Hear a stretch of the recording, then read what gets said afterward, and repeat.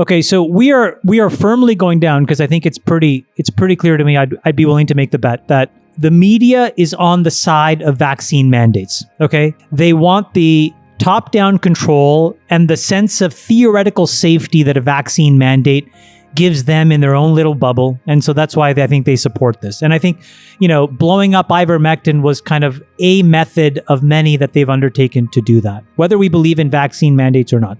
But now it's coming. It's coming in the LA school district. It's, Biden is trying to push this thing through the BLS. This is going to be a very, very big deal. By the way, another insane statistic, just sorry to interrupt, I saw this today. I forgot, someone we know tweeted this.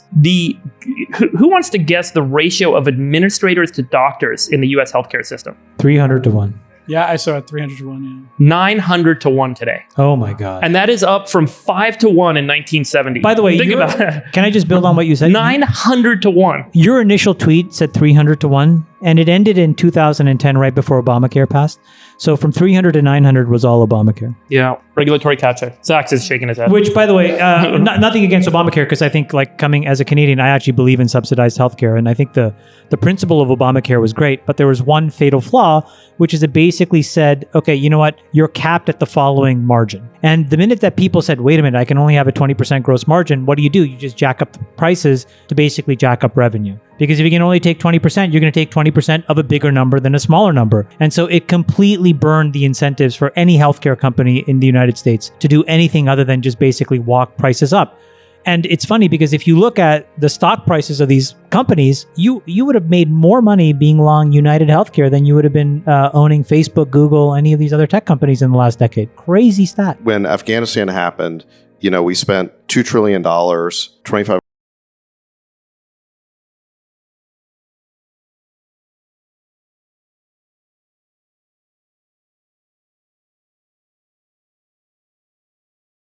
one of the best equipped armies in the world. That's basically what our $2 trillion got us. And China's going to build a superhighway. Right. By the way, sorry, they're going to extract all did you see the thing where the Taliban were flying around in our helicopters? How did they learn to fly our helicopters? No, it was fake apparently. Yeah, it was fake news. Fake news. Oh, fake God. news. Don't spread it. They do have more I Black had fake Hawks moral now. outrage then. Apparently the helicopters that were left behind are non-functional, so let's just clear that up. That's not true. Yeah. They have more Black Hawks than any other army in the world except for us.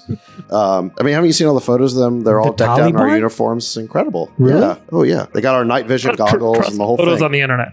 No. There was reporting itemizing the inventory, the cache of weapons we left behind. It was gigantic.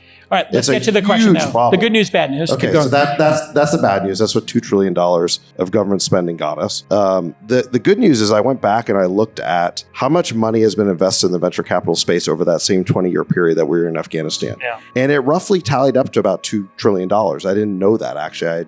I added up the Coincidence. chart. And most of it was in the last 5 years because there's actually been a huge acceleration in the amount of money coming into VC over the last several years, the SoftBanks, the Tigers, and so that you've had these Late stage funds. the mega late stage funds. So the truth is, for really way less than, I'd say, $1 trillion of, early stage, like true venture money, we've been able to create the entire technology ecosystem as we see it today. I mean, not entire, I guess go back 20 years, there's 5 years in the late 90s. So the private enterprise system has accomplished so much with relatively so little money. You compare the efficiency of it, you almost wonder, how did we squander so much money in Afghanistan? How is it possible? It took active looting by many different forces to basically squander. I mean, think about every literally had to burn money.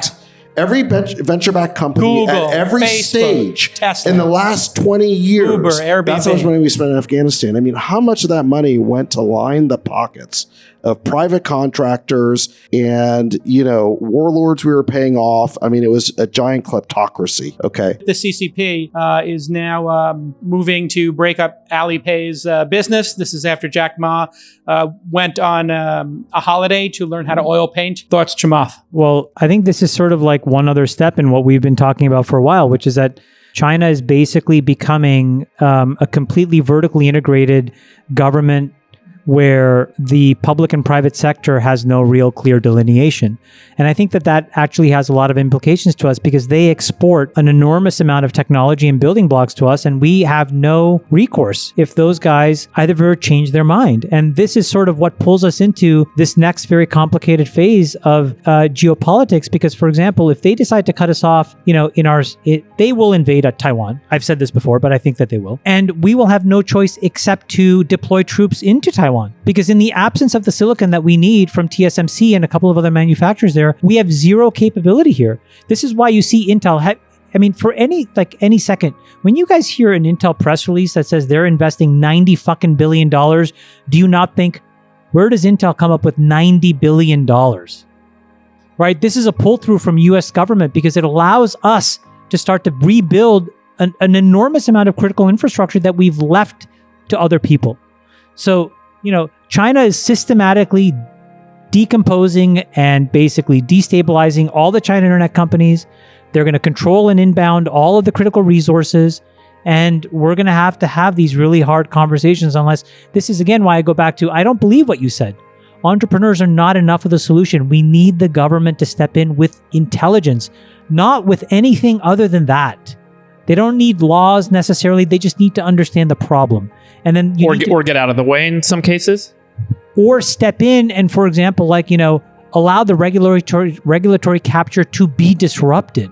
But they won't do it because special interests, and by the way, special interests, what do they spend?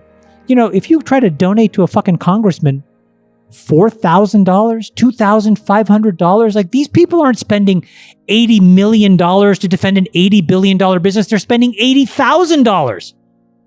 And that's why we can't have progress. That's crazy to me. What do you think about decentralized crypto, finance in America? Should we allow it? Should we tax it? Should we regulate it? We should clearly allow it because this whole crypto stack, this whole decentralized finance stack that's being built could very well be the future of finance. And we certainly want to be ahead of that curve. Maybe there's some bubbles inherent in that. But I think what's really interesting, there's certainly a lot of really smart engineers, coders, entrepreneurs who are going to that area. And so I think it'd be a mistake just to discount it. I think we want America to be on the forefront of that technology wave, just like every other technology wave. I'll make a prediction. My prediction is in the next 20 years, the DeFi movement will catalyze a movement against the open internet. And it is because state actors will compete with private actors for this battle between centralized, institutional, state-based control systems. Like, I want to have a know your customer if you want to buy crypto in the US, versus all of these offshore places where I can go and sign up, get a bunch of money and trade forever and never pay the IRS a cent and live my life in the ether. And the open internet will start to get threatened. We've seen this in the past where proxy servers and DNS servers got, requests from the DOJ and takedown notices. And if that starts to happen, where all the servers and all the fiber lines that are running in and out of the US and elsewhere start to get kind of tackled, like China has a closed internet, you could start to see this become a really ugly battle that starts to play out.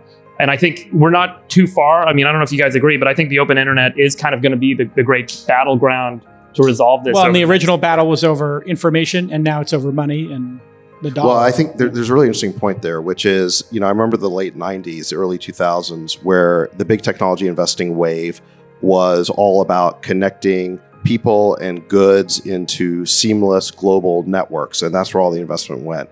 Today, and behind that was sort of this utopian idea that the internet was going to break down barriers and tribalism and remove geographic borders and create a single connected world. Well, what exactly is the bet on crypto today? It's a bet that fiat currencies are going to collapse and deteriorate, be undermined by money printing. The US dollar will stop being the world's reserve currency, most likely. That individuals need to be protected against the rise of the authoritarian state.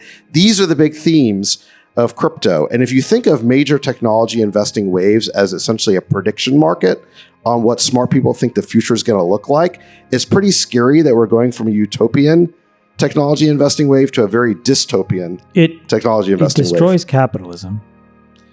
If you think about what capitalism is, it's not just a return on investment, but it's the tonnage of dollars, right? So anyone who's a big investor here, I'll pick out Jan because he's done an incredible job.